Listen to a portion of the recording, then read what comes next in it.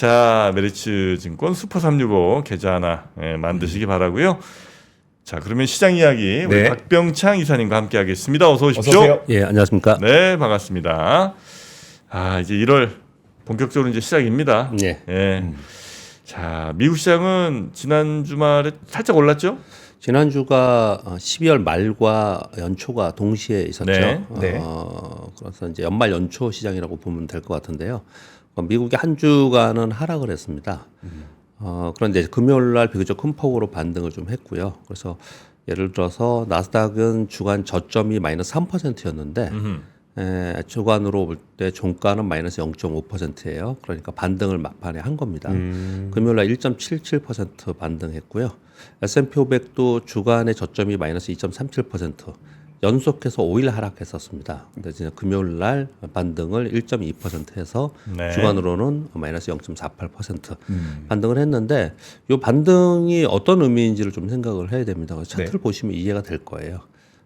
이게 S&P 500의 일봉입니다. 이 그림은 제가 인위적으로 그린 겁니다. 여기서 밑으로 더 떨어지면은 직전 저점을 깨면 이게 헤드앤숄더가 나오는 거예요. 그래서 헤드앤숄더의 차트는 주봉에서 가장 확실하게 인지합니다. 네. 시장 시황을 얘기할 때는 일봉에서는 나타날 수 있어요. 일시적으로. 네, 그렇지만 만약에 헤드앤숄더 완성이 되면은 조정의 기간이 좀 길어질 수 있다. 이렇게 네. 좀 해석을 하거든요. 근데 그런 상황이 좀 돼 있는 상태인데 금요일 날 반등을 한 거예요. 근데 이 반등이 S&P 500의 주봉을 보세요. 그러면 확연하게 이해를 하실 거예요. 이 S&P 500에 제가 굵은 선으로 이렇게 표시해왔는데 이게 20주, 이게 주봉이기 때문에 20주 이동평균선입니다. 네. 이 20주 이동평균선을 작년에 11월에 반등하기 시작해서부터 중간에 한 번 딱 빠졌어요. 그냥 중간 이걸 한 번 안 깼습니다. 안 까고 계속 내려간 건데 지난주 금요일 날 저점이 이게 20일 이동평균선을 찍고 내려갔어요. 여기 보세요. 딱 찍고 아래 꼬리가 이렇게 달려 있지 않습니까? 네. 그러니까 여기까지 내려간 상태에서 들어왔어요. 이런 거 보여드릴 이유는 뭐냐면 시장이 여기를 깨고 내려가지 않을 거라는 매수세가 있다라는 표현을 제가 드리려고 하는 거예요. 아주 특별하게 뭐가 나온 게 아니고 네. 시장이 좀 비교적 큰 폭으로 또는 비교적 긴 기간 동안 하락할 수 있는 그런 분위기가 아니었기 때문에 저가 매수가 들어왔다라고 해석을 하시면 될 것 같습니다. 그래서 이걸 만약에 깨면은 그러면 어떻게 되냐면 중간에 한번 이렇게 깨지 않습니까? 네. 깼다가 또 얘가 이게 지금 저항선이 돼버리면 이게 역으로 돼버립니다. 이렇게 이게 역으로 해서 추세 하락으로 돼버리거든요. 네. 이런 식의 돼버리기 때문에 이게 지금 이걸 지키느냐 안 지키느냐가 매우 중요합니다. 월가에서도 맨날 이런 거 분석하는 이제 자료들 나오고 그렇죠. 근데 이걸 딱 지지하면서 다시 올라간 거예요. 물론 하루 올라갔기 때문에 이게 전고점을 다시 돌파하느냐 아니면 여기에 그냥 있을 거냐 이런 문제가 좀 있긴 하지만 굉장히 다행스럽게 지난 금요일 날 반등함으로써 네. 이것을 지켜냈다라는 게 의미가 있다라는 거예요. 네. 그리고 이것을 지켜내려는 미국 시장의 힘이 있다라는 것을 말씀을 드리는 겁니다. 그리고 지난주 금요일 날 특징적인 것은요. 테슬라가 8% 올랐습니다. 테슬라의 뭐 전체 연간 판매 대수가 조금 줄었느니 4분기에 판매 대수가 어쩌니 뭐 이런 얘기들 계속 있는 상태였어요. 근데 사실 그 판매 대수가 테슬라의 주가를 방향을 결정하지 않는다라는 게 월가의 요즘의 인식들입니다. 네. 왜냐하면 이제 트럼프 2기 시기에 일론 머스크의 행보 여기에 이제 관심을 더 많이 두는 건데 여하튼 그날에 목요일 날 테슬라가 비교적 큰 폭으로 하락을 했었는데 금요일 날 곧바로 8% 이상으로 급반등을 해냈습니다. 그래서 다시 그 힘을 이제 보여주는 모습이었는데 한 가지 특징은 테슬라만 그동안은 움직였었는데요. 리비안이 24% 올랐고 니콜라도 14%나 올랐어요. 그래서 같이 올랐습니다. 이거는. 네. 그래서 이런 특징이 하나가 좀 있었고요. 그래서 지난주 금요일 날 오늘 뉴스에 전해드리겠지만 신재생의 에너지 쪽이 다 반등을 좀 했어요. 그래요? 예, 여기 이제 테슬라가 ESS 쪽에 판매 실적이 늘면서 실적이 좋다. 요 얘기가 좀 나오면서 신재생 에너지 쪽에 관심을 좀 갖고 그런 가운데 이쪽은 너무 과도하게 떨어지지 않았냐라는 인식이 연초에 좀 들어오는 거예요. 그러면서 반등을 좀 했고요.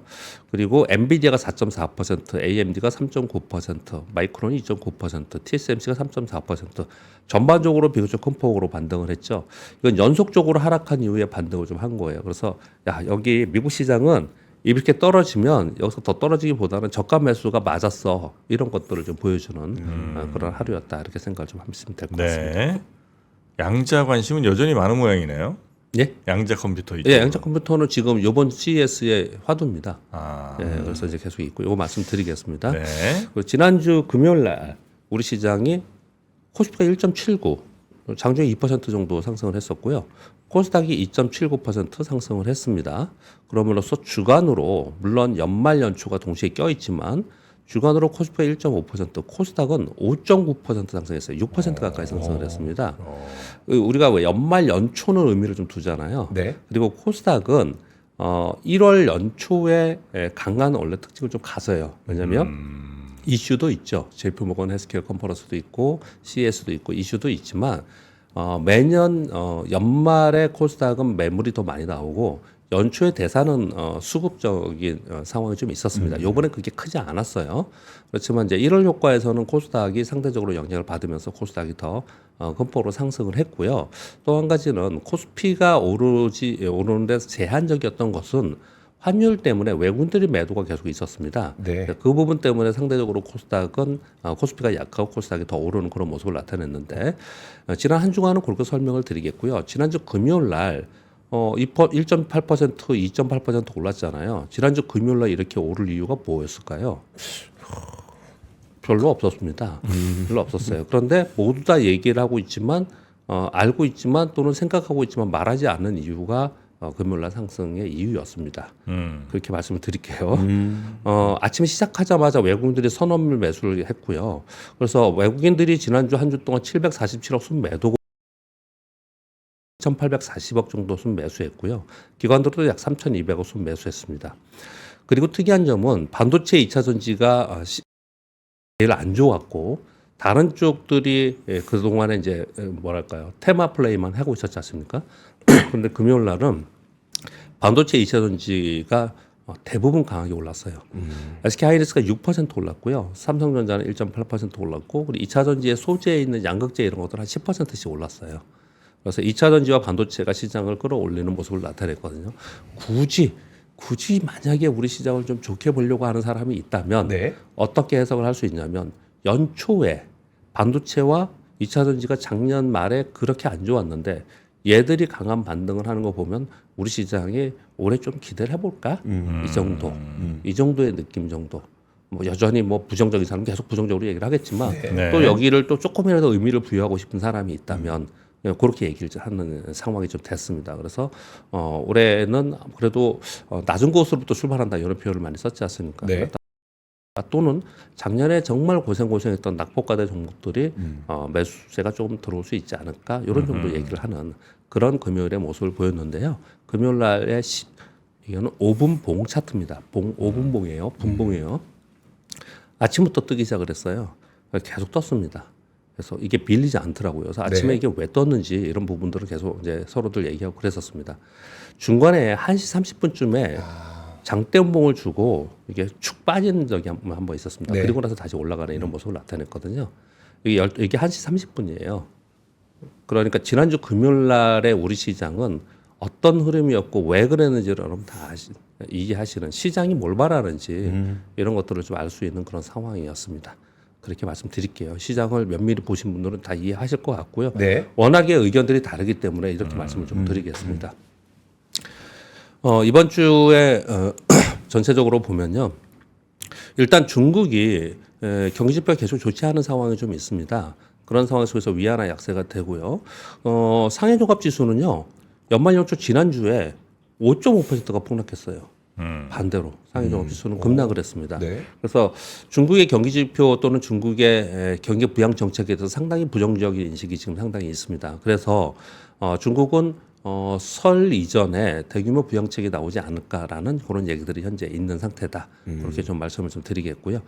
1월 20일 트럼프 대통령 취임 다가오면서 기대와 우려가 혼재해 있다는 말씀을 제가 드리고 있지 않습니까? 네, 그런 가운데 이번 주에 나올 개별 섹터의 이슈는 CES가 있기 때문에 CES에 관련된 섹터들은 움직일 겁니다. 그런데 8일날 FMC 회의록이 있고 10일 고용보고서가 있는데 이 두 가지는 시장의 아주 이렇게 긍정적으로 나온 내용이 나오지 않을 가능성이 좀 있어요. 이거는 좀 약 매파적으로 특히 FOMC 회의로군요. 이런 부분들을 좀 생각을 해보면 전체적인 시장보다는 섹터별로 움직임이 더 있을 것이다 이렇게 보여지고 1월 20일 날 트럼프 대통령 취임이 있다고 하지 않습니까? 그럼 다시 한번 차트 가볼게요. 이게 지금 미국의 일봉이고 S&P 500이 일봉이고 이게 지금 주봉입니다. 이 상태에서 이제 1월 20일 트럼프 대통령 취임해요. 그럼 직관적으로 정프로님, 네. 자 이 상태 지금 박스권이잖아요 거의요. 그렇죠. 1월 20일 날 트럼프 대통령 취임하잖아요. 예. 축하포를 쏘면서 위로 가는 쪽으로 베팅 하시겠습니까? 아니면 우려가 있으니까 그동안에 트럼프 트레이드도 있고 그랬으니까 좀 조심해서 팔아야 될까요? 팔아요. 어떤 생각을 할까요? 팔 건데요, 저는. 그래요? 아, 주장이 굉장히 강하시네요. 있으면 팔 거예요. 대부분 아마 어찌 할지 못할 가능성이 되게 높다는 아. 생각이 들어요. 이런 생각이 상황에 있어서. 그래서 어찌하는 지금 못한다. 말씀드리는 거는 지수의 흐름보다는 지금 이제 CES가 있기 때문에 CES의 화두가 되는 그 키워드에 관련된 섹터들 이런 움직임으로 되지 않을까 그렇게 해석을 해봅니다. 네. 우리 시장은 환율 부분이 국내 쪽으로 더 오버슈팅한 부분이 있다고 말씀드렸잖아요. 네. 그 부분이 약간 되돌림 시도를 좀 하고 있습니다. 지금 여기에서 보면은 얼마냐면 1,468원이에요.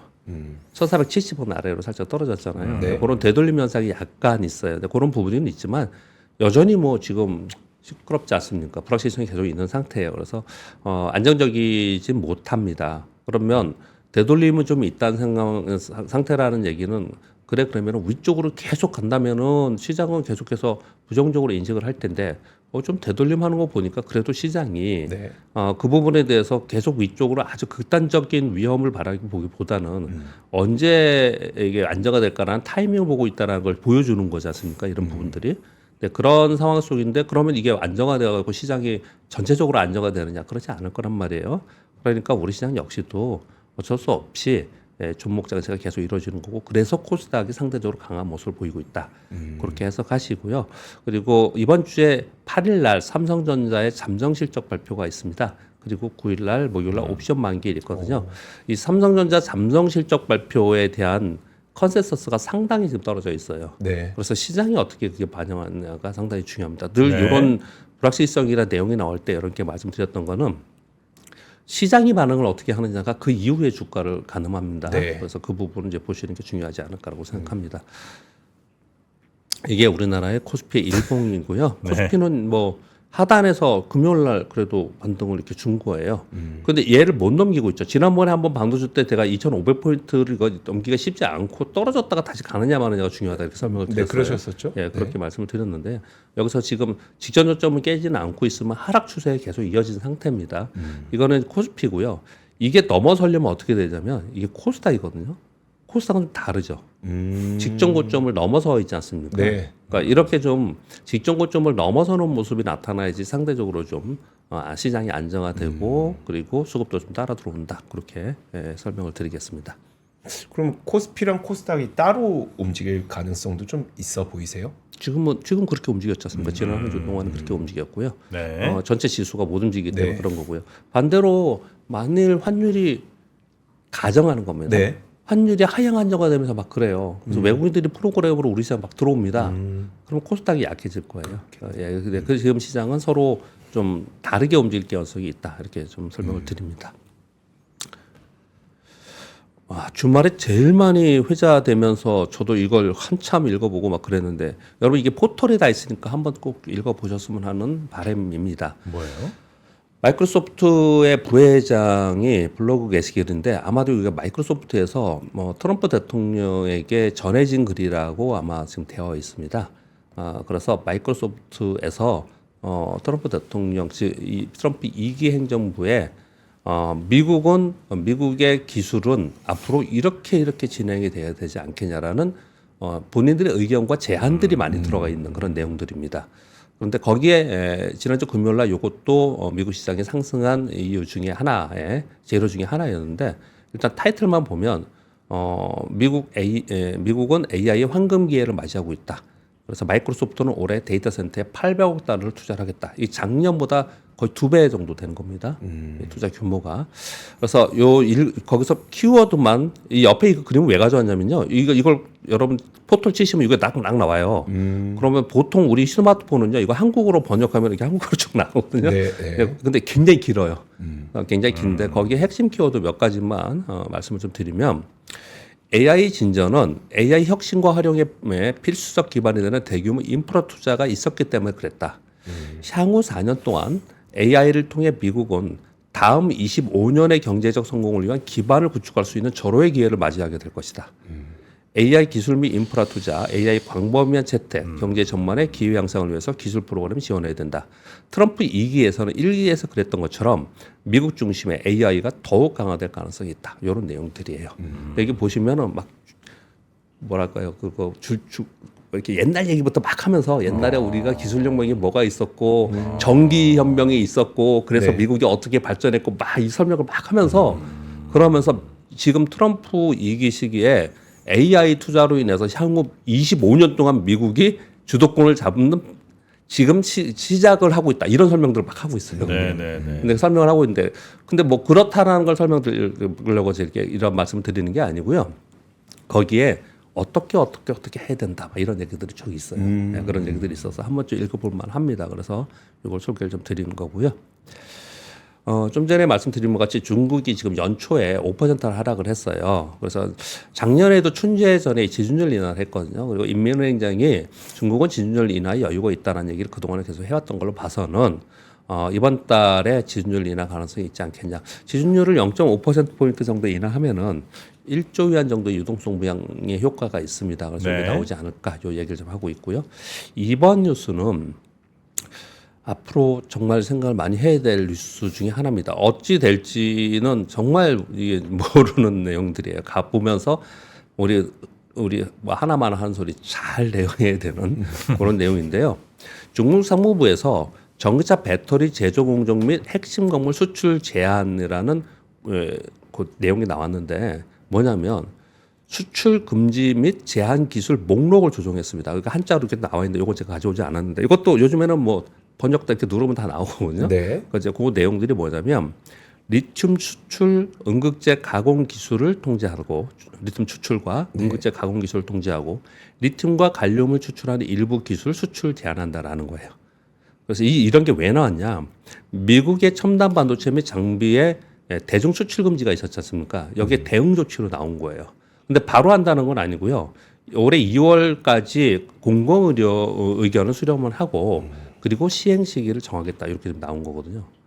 그래서 이거는 그냥 전해드릴 문제가 아니고 이 전문가분들이 이 얘기를 좀 해야 되는데 그냥 전문가가 아니더라도 우리가 생각을 좀 해보면 현재 배터리 셀 생산 공급망의 85%를 중국이 지배하고 있다고 하는데 이건 뭐 중국 시장이 워낙 크니까 네. 중국 시장이 워낙 크니까 이제 이렇게 보고 있는데 우리도 이 기술이 우리도 굉장히 좋은 기술을 갖고 있고 글로벌 탑이지 않습니까?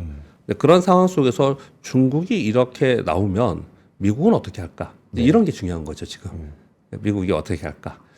미국이 중국하고 협상을 해가면서 이런 것들을 타협을 할까? 그러면 그 타협 속에서 눈치를 보고 있는 데가 한 군데가 있죠.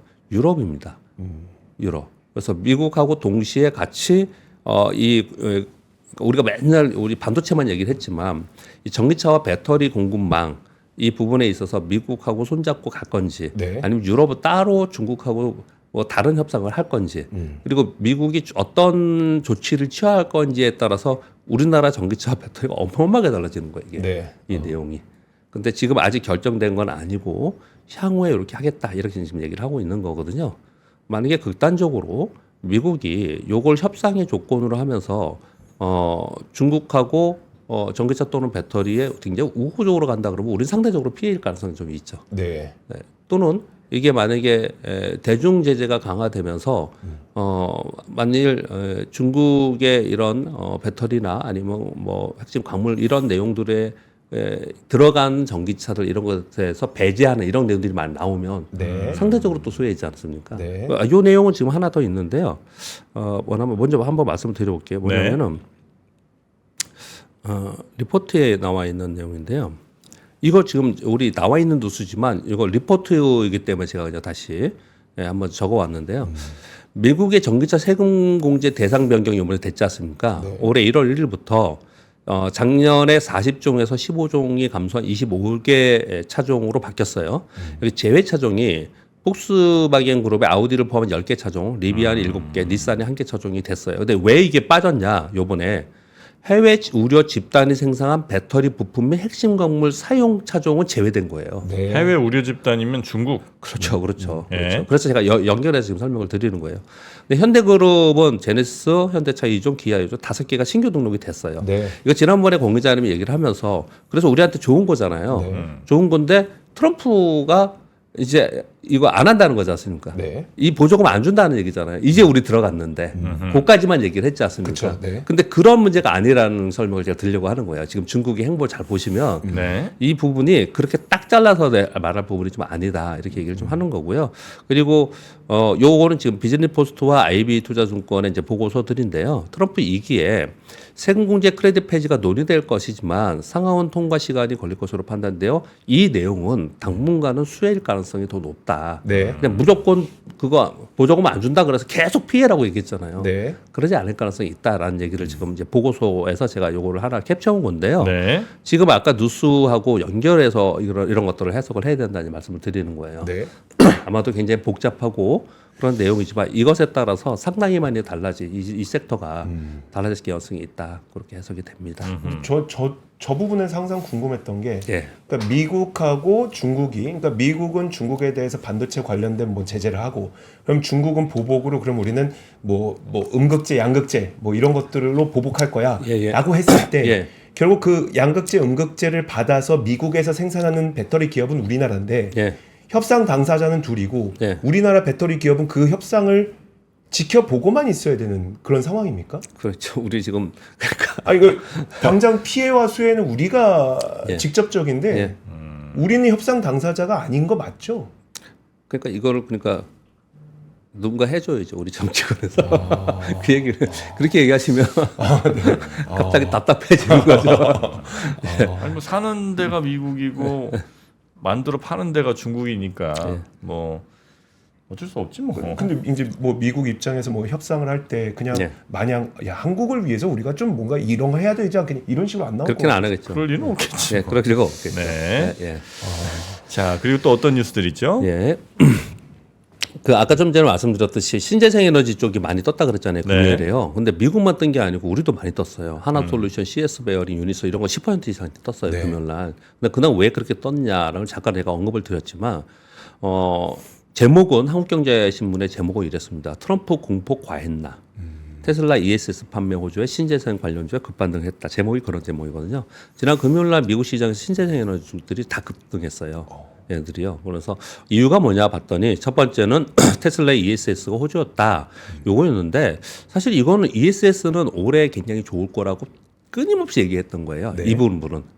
그래서 우리나라 배터리 쪽에서도 이제 자동차용보다는 ES 쪽으로 간다. 이 얘기를 계속 했었지 않습니까? 네. 그러니까 이거는 원래 있었던 내용이에요. 그런데 연초에 상승한 부분에 대해서는 납법과대에 의한 반발 매수세가 들어온 게 아니냐 이렇게 해석을 좀 하고 있는 그런 상황인 것 같습니다. 네.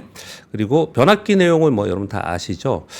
작년에 수출액이 38.7% 증가했고 평균 단가도 계속해서 상승 중이라고 합니다. 미국 등 주요 시장에서 노후 변압기 교체 및 전력망 확충을 했고 이거 다 아시는 거고요. 근데 이제 우리가 이제 이쪽에 더 올해도 계속 관심을 가져야 될 이유는 두 가지가 있습니다. 하나는 트럼프 행정부 2기에서 지금 노후 변압기 바꾸고 전력 확충하려는 부분은 계속해서 이어지고 있다라는 부분하고요. 네.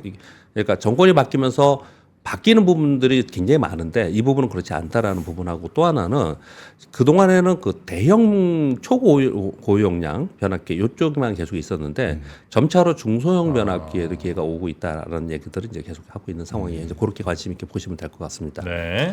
그리고 지금 CES 가장 이번 주에 이슈입니다. 네. 여기에 대해서 관심 섹터는 뭐냐, 그리고 핵심 키워드는 뭐냐, 요 얘기가 지금 나오고 있는데 핵심 키워드가 여러 가지 나와 있는데 제가 그냥 한마디로 표현을 드리면 이런 것 같습니다. AI가 있는데 AI의 구체적이고 확장적인 내용들이 나오는 거예요. 이게 그냥 옛날 LLM만 얘기하고 막 서버 얘기하고 HBM만 얘기하고 이런 게 아니고 네. 구체적이고 확장성인 내용들이 지금 나오고 있는 건데 그게 뭐냐면 자율주행 주도의 미래 모빌리티 그리고 로봇 그리고 스마트홈 그리고 헬스케어 그리고 양자 컴퓨팅 이번에 양적 컴퓨팅이 가장 화두예요 지금 사실 네, 계속 그러고 있는 상황입니다. 네. 그리고 이제 젠슨왕 기조연설도 이제 관심을 갖고 있다 얘기를 하고 있고 SK 하이닉스는 16단짜리 이번에 샘플을 공개하겠다 얘기를 하고 있고요. 두 군데 정도만 가져왔는데 유진투자증권에서는 이러이러한 기업들이 이번에 관심 있게 봐야 되지 않겠냐. 크로스 리서치에서는 이러이러한 종목들이 여기에 지금 키워드에 들어가는 그런 종목이다 이렇게 표현을 하고 있습니다. 그리고 요건 이제 계속 여러분 들으실 거니까 5번은 요 정도 말씀을 드리고요. 이게 지금 테마를 이루면서 이번 주 아마 1월 내내 움직일 가능성이 상당히 높습니다. 네. 그리고 샘 몰트먼이 AGI 범용 AI를 얘기를 하죠. AGI의 특이점에 근접할 정도로 이루어졌다. 요거 되게 화두였습니다. 이 주말에. X 계정에 올린 자료인데요. 나는 항상 6단어짜리 스토리를 쓰고 싶었다. 그 6자리가 뭐 영어로 여기. 네. 이제 특이점에 가까워졌다. 그런데 어떤 사이드의 어느 쪽인지는 불확실하다. 그러니까 특이점이 금방 했다. 근데 이쪽 편인지 저쪽 편인지 불확실하다. 네. 자, 그러면 요거는 좀 설명을 드릴 필요가 있습니다. 특이점이 뭐냐? 옥스포드 대사전에 있는 내용을 제가 가져왔습니다.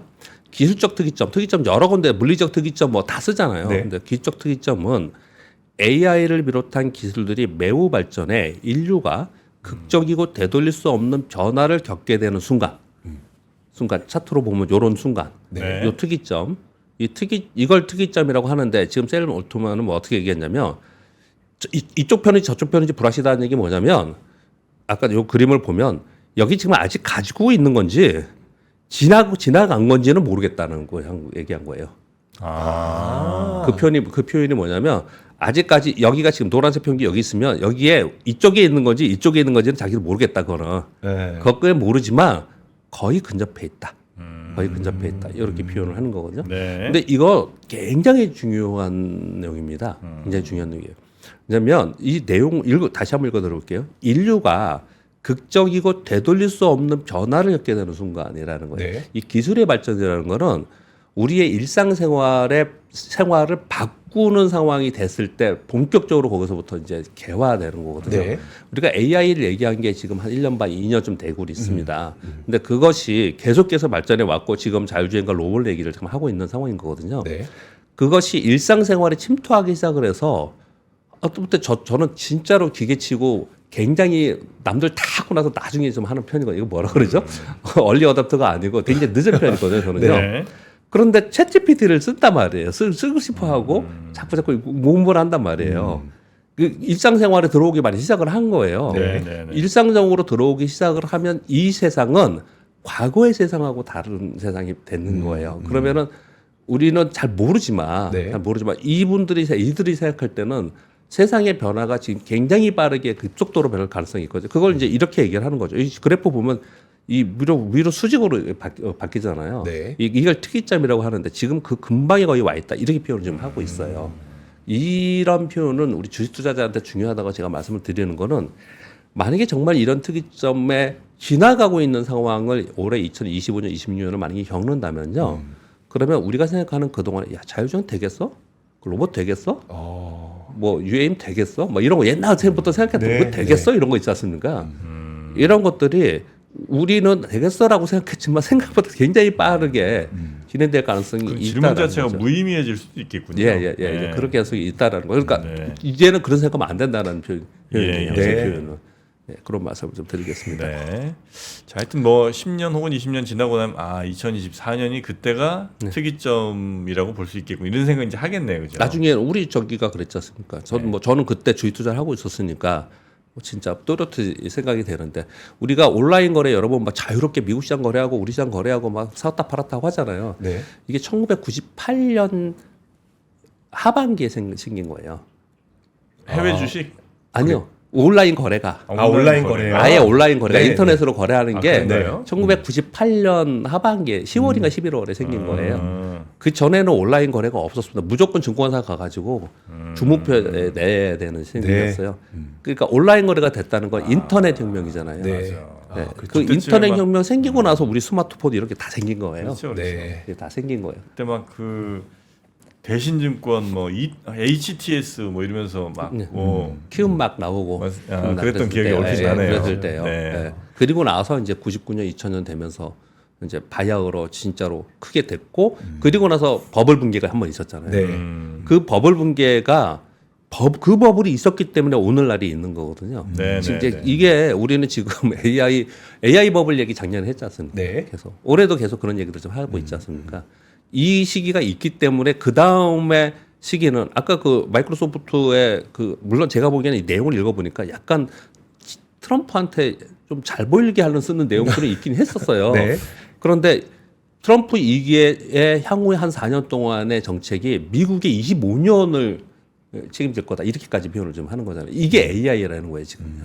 이렇게 표현을 좀 하는 겁니다. 그리고 7번 뉴스는 엔비디아도 맞춤형 칩 생산에 본격 진출한다. 엔비디아가 주문형 반도체 신설 부서를 신설했다고 합니다. 네. 엔비디아는 근데 어차피 저 TSMC 다 맡기는 회사 아니에요? 그러니까 이제 R&D 센터 해가지고 거기서 설계 같은 걸? 예예예 그렇죠. 아. 예, 그렇죠. 향후 5년 내 대만의 엔지니어 1,000명 규모의 R&D 센터를 건립해서 주문형 반도체에 대응하겠다라는 거예요. 이제 여태까지 대형 서버만 했는데 왜냐하면 이렇게 가고 있는 거잖아요. 지금 누가 보더라도 그렇게 가고 있는 거잖아요. 네. 근데 저는 이게 좀 이해가 안 됐는데 이 유능한 엔지니어들 1,000명 정도를 채용한다고 하는데 대만에 있는 미디어텍 등 주문형 반도체에 있는 기업에서 충원하겠다는 거예요. 이거 같은 기업도 아닌데 그냥 데려오겠다는 건가? 아니, 대놓고 이렇게 얘기해도 되나? 생각이 들었는데 거기서 충원하겠다. 그런 기사에는 그렇게 나와 있습니다. 그렇게 되어 있고 그리고 요는 뭐라 연결되어 있냐면 HBM도 맞춤형으로 진화하고 다양한 맞춤형 AI 칩으로 D램이 바뀔 것이다. 이렇게 얘기 좀 하고 있는 겁니다. 그리고 8번 뉴스는요. 삼성전자 아까 잠깐 언급을 드렸지만 이번 주에 잠정 실적 발표하는데 지난 8월에 전망이 14조 원 정도였어요. 최근에 8조 원대까지 아이고야. 42% 추정치가 하향됐습니다. 그런데 FM 가이드 기준이 8.5조거든요. 한토증권, 미래에셋증권, 삼성증권에서는 7조 원대 중반 정도를 전망하고 있어요. 그래서 전체죠? 전자 전체. 예. 그래서 요번에 이제 내용은 여러분 다 아시다시피 HBM은 비중이 작고 PC 스마트폰 수요 정체다 이런 얘기를 하고 있는 상황인데 실제로 어느 정도 나올지도 굉장히 중요한 거고요. 그게 나왔을 때 주가가 어떻게 반응하는지 굉장히 중요합니다. 늘 말씀드리지만 이번 주에는 이게 영향이 클 겁니다. 그렇게 보시면 될 것 같습니다. 네. 그리고 아까 리포터 하나만 말씀을 드렸는데요. 요거 먼저 말씀을 드렸는데 두 번째 리포터 요거 여러분들이 다운로드 받을 수 있기 때문에 제가 그냥 읽어 드리는 겁니다. 간략하게. 네. 미국 증시 되게 재밌습니다. 미국 증시 지금 올해 2025년 어떻게 될 거냐 내용이 이렇게 갈려져 있어요. 첫 번째 위에부터 말씀드릴게요. 2025년도에 상승폭은 둔화 또는 정체일 가능성이 높다. 왜냐? 한번 들어보세요. 2023년도에 24% 올랐고 2024년도에 23% 올랐어요. 2년 주가 상승률이 1990년대 말 이후에 2000년대 이후에 최대치폭으로 2년 동안 상승폭이 된 거예요. 미국 증시는 3년 연속 두 자릿수 상승은 굉장히 이례적이고 거의 없었습니다. 25년 동안 한 번도 없었다는 얘기예요. 네. 그리고 올해 연준에서 금리나 속도 그리고 폭을 매파적으로 조정했죠. 원래 네 번이었는데 두 번 정도로 좀 조정했지 않습니까? 네. 그런 가운데 밸류에서는 지금 한 21배에서 22배 정도 된다. 그리고 요 개념이 되게 중요한 개념입니다. 밸류에이션이 예상 PER이 22배 된다는 얘기는 요거를 1로 나누면 기대 수익률이 되는 거예요. 네. 그런 개념 아시는지 모르겠는데 그래서 주식에 대한 기대 수익률이 멀티플이 이렇게 높아지면 기대 수익률이 낮아지는 겁니다. 네네. 4.5%거든요. 근데 지금 10년만 국채 수익률이 4.6%예요. 네. 그러면 국채 넣죠. 그렇죠. 이런 상황이기 때문에 미국이 좀 정체되지 않겠냐 시장의 상승폭이 이렇게 얘기하는 쪽이 한쪽이 있고요. 네. 또 한쪽은 내년에도 20% 이상 상승할 것이다. 왜? 1997년에 37%, 98년에 27%, 99년에 20%. 이때가 언제냐? 인터넷 혁명이 있었을 때예요. 아까 설명을 드렸던. 이때가 그런 상황이었어요. 지금 AI의 혁명이 지금 진행지면서 미국 예외주의와 그리고 미국의 빅테크 밸류에이션은 여력이 강한 상태입니다. 그래서 이 상태에선 이익이 20% 증가할 것까지는 보지는 않지만 지금 그때 빅테크들의 버블을 만든 것처럼 인터넷 혁명의 버블을 만든 것처럼 AI의 지금 이 상황이 버블을 만드는 상황이기 때문에 이러한 상승, 멀티플 상승이 원동력이 돼서 올해도 20% 이상 상승할 것이다. 이렇게 얘기하거든요.